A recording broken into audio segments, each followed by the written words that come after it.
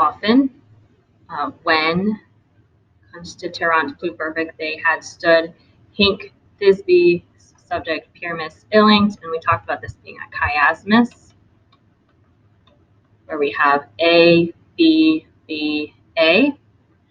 So when they had stood, this is our weird line, and the anheletus is our subject. Fuerat captatus is kind of an alternative form of a pluperfect passive. Normally we would see captatus erat, but we're going to go with that. So the gasping had been captured. The gasping oris genitive of the mouth had been captured in we case in turn. So they're swapping breath.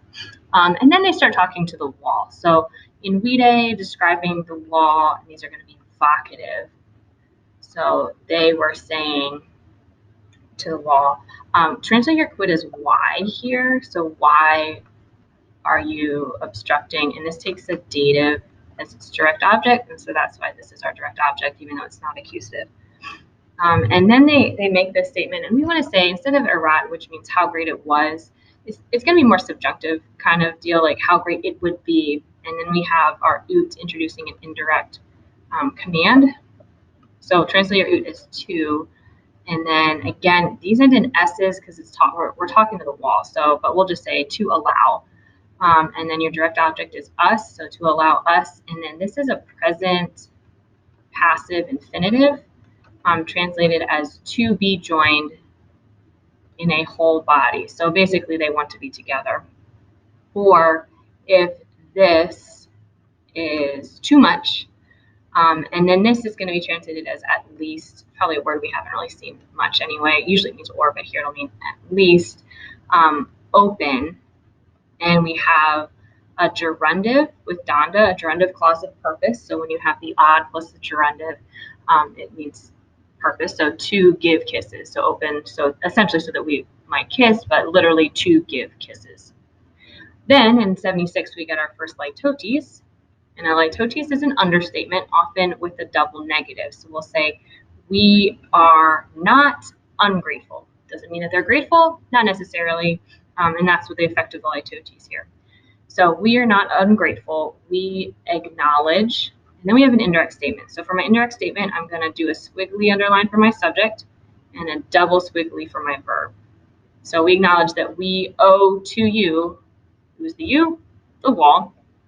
And then datus is going to mean something like the fact that, and we're going to jump all the way down here again for our subject, kind of like we had earlier with the anheletus. So actually in the same spot on the line. So that's our subject, datus s is our verb.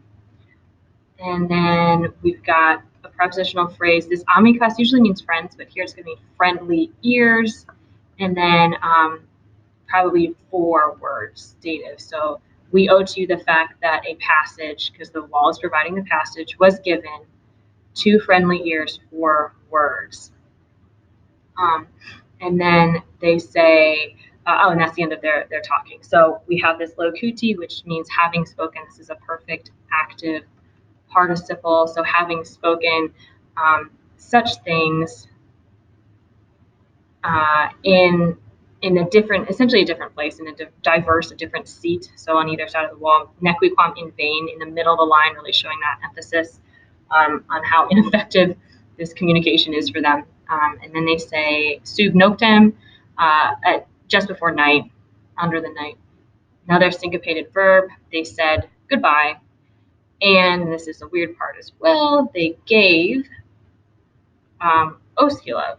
Now, what's weird about this is that this is a syncopated verb, which means our subject is they with an NT. However, our subject is technically singular each. So it's a little bit weird here, but we'll say, so each gave kisses. And then the sui goes to party. These are dative. So to his or her own part. So Thisbe gave kisses to her part, and then Pyramus gave kisses to his part. Not going through to the other side, not going across. So this pervenientia is a present active participle describing the oscula there. So everything is kind of just done in vain.